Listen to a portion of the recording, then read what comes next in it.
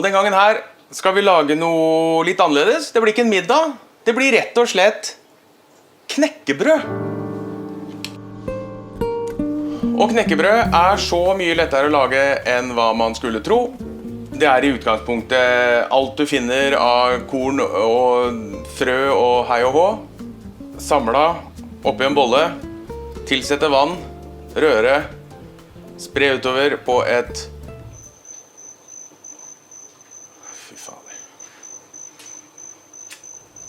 på et brett og inn I ovnen I 1,5 time på 140 grader ta ut knekkebrød, hei og hå 4 kvarter til ok, da bare begynner vi veldig enkelt og det som oppskriften her så enkelt som at det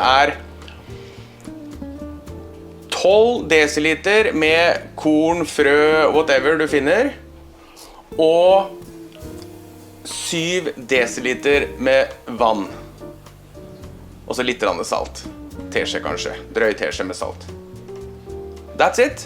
Så da bare begynner vi. Og husk på, du trenger ikke bruke de korna og frøa jeg bruker. Bruk det du har. Du kan bruke hva som helst som etbart, holdt jeg på å si. Så her har jeg et lite utvalg. Så hver gang dere ser jeg gjør sånn, da husker jeg ikke hva de heter. Da må jeg kikke. Men vi begynner med 2 desiliter. Gresskarkjerner veldig bra til meg 2 desiliter solsikkekjerner ja 2 desiliter linfrø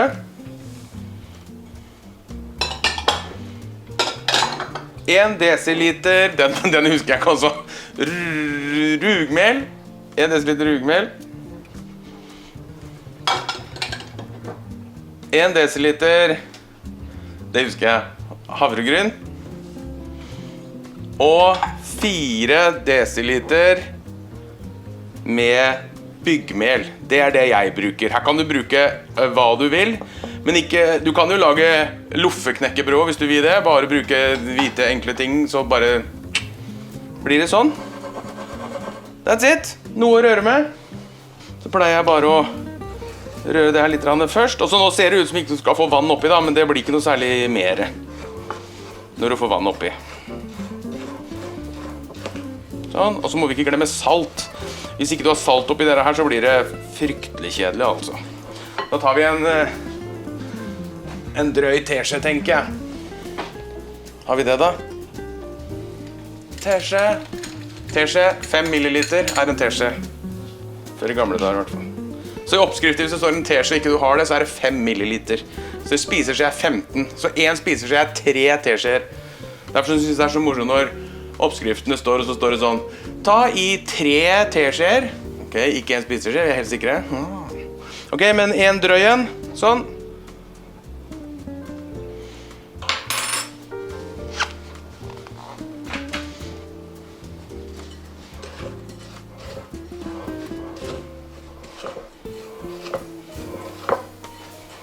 Kan du late som du rører I gryta, vet du. Du ordentlig sånn, ja, skal være politisk korrekt, en manneheks. Sånn, ja. 7 desiliter med vann.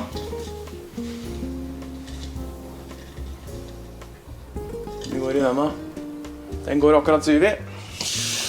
Og for å si det sånn da, hvis du skulle ha for mye vann I nå, så tar det bare litt lengre tid I ommen. For det du egentlig gjør å få blandet det, så du får smørt utover, og så tørker du ut vannet etterpå.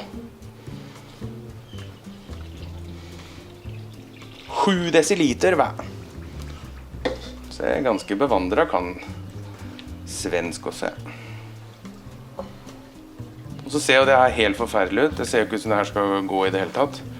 Men det kommer seg etter hvert, vet jeg. Jeg har gjort det her før. Bare få ut klumpene med det fine melet. Det på en måte det som gjør at det henger sammen.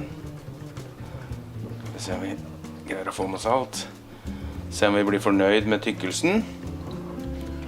Og hvis ikke, så tar jeg litt mer mel I da. Sånn at jeg får den. Den synes jeg litt tynn.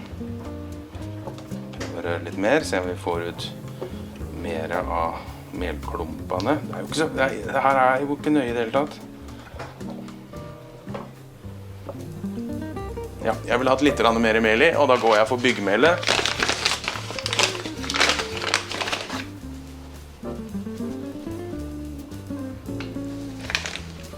Sånn. Jeg kan tenke meg det var en halv desiliter, noe sånt. Se her, da skjer det noe med en gang, så vi var veldig nære. Og da er vi oppe i 12-13 mot 7 med vann. Sånn, ja, der ble den riktig. Og som sagt, her bruker du bare det du vil når det gjelder korn. Så kan du lage de beste knekkebrødene i verden. Jeg lover deg, de blir helt sinnssykt gode. Det her blir til 2 brett. Holder ei ukes tid her i huset. Sånn, nå minner om en litt sånn tynt lim. Der er den perfekt. Så der setter jeg bare den der så lenge. Og så går vi bare på med brettet. Smør ut. Brettet på plass. Cirka halvparten av røra.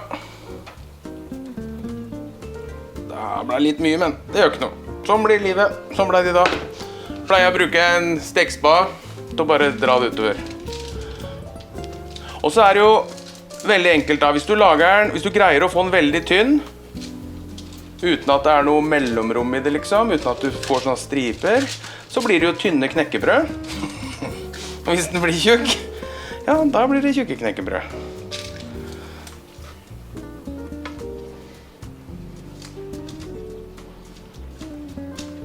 Her synes jeg det ble litt mye. Vi tar av litt.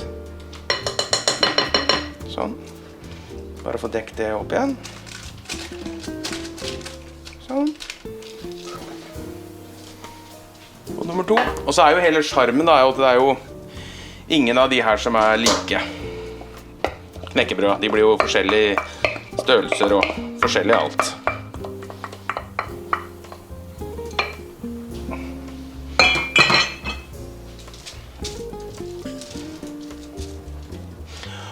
Det jeg vet kan være et problem, er at det setter seg fast i bakpapiret når du skal ha det av igjen. Det har jeg lest mye på nettet, folk har problemer med det.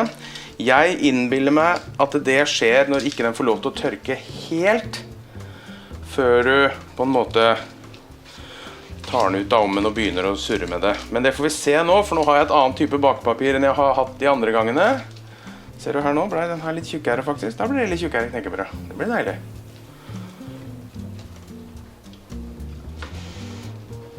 Inn i ovnen, 240 grader. Etter 10 minutter så tar vi de ut.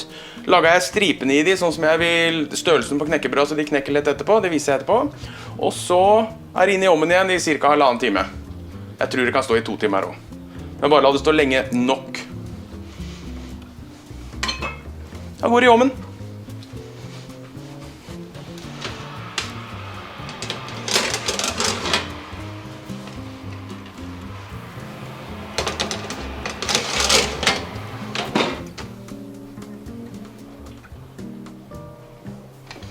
Ti minutter på klokka, og så tar vi det ut, kutter de med en pizzarulle, bytter jeg plass på de i ovnen, og setter de inn igjen.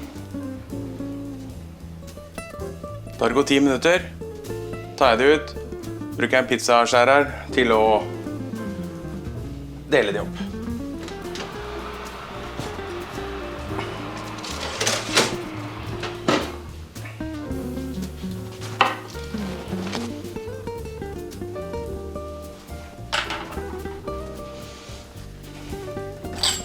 Pizzaskjærer, og så skjærer jeg bare forsiktig i den størrelsen jeg vil ha det i.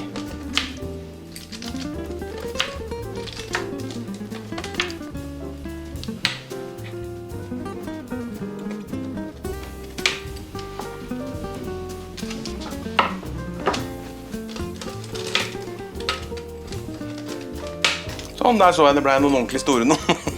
Det blir deilig. Og så inn med den.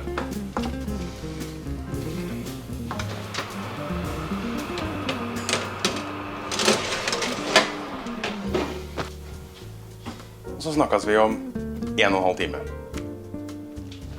Da har det gått det har gått 1,5 time. Og da skjedde selvfølgelig det som ikke skulle skje.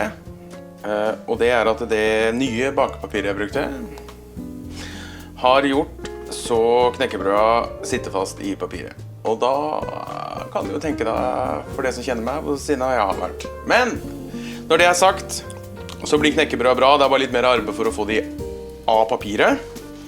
Men de blir noe sånn når de er tatt av. Og er utrolig gode og sprøe. Det jeg kommer til å gjøre, det er at jeg kommer til å lage noen batcher gjennom uka.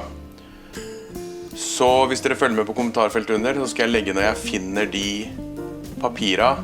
underlagspapira som er bra. I verste fall så kan du også bruke silikon, som også vil fungere veldig bra. Så da koser vi oss.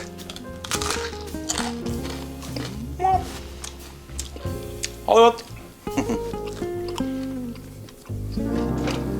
Å, de var jævlig gode i dag.